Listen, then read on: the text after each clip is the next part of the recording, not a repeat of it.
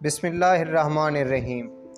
ناظرین، تاریخ میں بہت سے غدار گزرے ہیں جن کی غداری اور لالچ کی وجہ سے ان کی قوموں کو بہت نقصان اٹھانے پڑے۔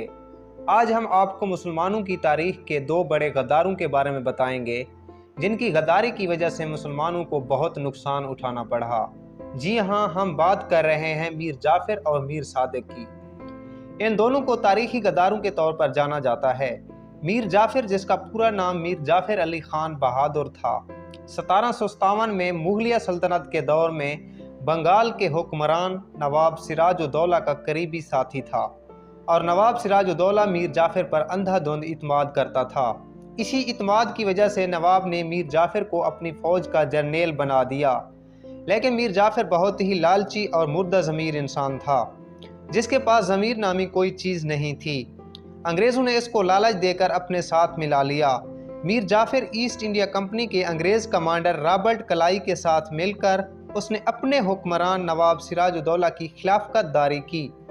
30 جون 1757 کو جنگ پلاسی کے موقع پر جب انگریز نواب سراج الدولہ کے سپہ سالار میر جعفر کو اپنے ساتھ ملا چکے تھے تو انہوں نے نواب سراج الدولہ کے خلاف دھاوا بول دیا، اور یوں سراج الدولہ اپنی فوج کا انتظار کرتا رہ گیا۔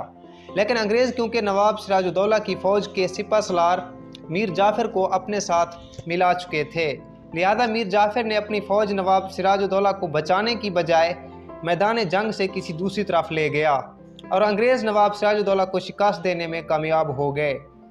ناظرین، انگریزوں نے میر جعفر کو اپنے ساتھ ملا کر نہ صرف سراج الدولہ کو شکست دی بلکہ میر جعفر کے بیٹے سے ہی نواب سراج الدولہ کو قتل کروایا، اور اس کے بدلے میں انگریزوں نے میر جعفر کو بنگال کا حکمران بنا دیا۔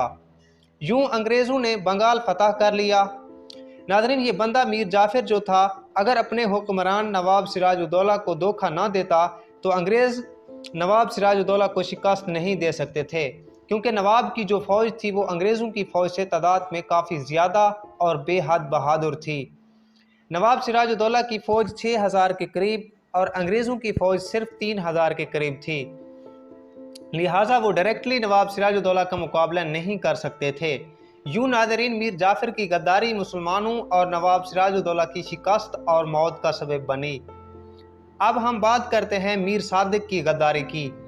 میر جعفر کی غداری کے 33 سال بعد 1798 میں میر صادق نے اپنے حکمران ٹیپو سلطان، جو کہ شیر میسور کے نام سے جانا جاتا تھا، اس کے ساتھ غداری کی۔ ناظرین، میر صادق ٹیپو سلطان کا وزیر تھا۔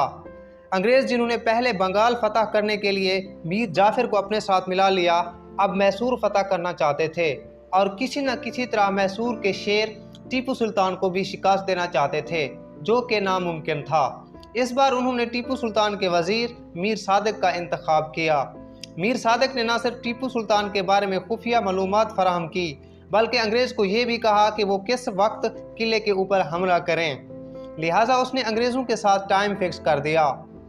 اس دن وہ قلعے کی حفاظت کرنے والے سپاہیوں کو دوسری جانب لے گیا، تو اسی طرح انگریزوں نے پلان کے مطابق قلعے پر حملہ کر دیا اور اندر جا کر ٹیپو سلطان کو شہید کر دیا۔ میر صادق کی غداری ہی ٹیپو سلطان کی شکست کا سبب بنی، اور بعد میں میر صادق کا انجام بھی بہت بھیانک ہوا۔ جب ٹیپو سلطان کے بہادر سپاہیوں کو میر صادق کی غداری کا پتہ چلا تو انہوں نے موقع پر ہی میر صادق کو قتل کر دیا۔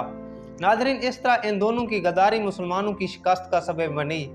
ناظرین، اگر آپ ہمارے چینل پر نئے ہیں تو ہمارے چینل کو سبسکرائب ضرور کیجئے تاکہ آنے والی ہر ویڈیو کا نوٹیفیکیشن آپ تک پہنچ سکے۔ شکریہ۔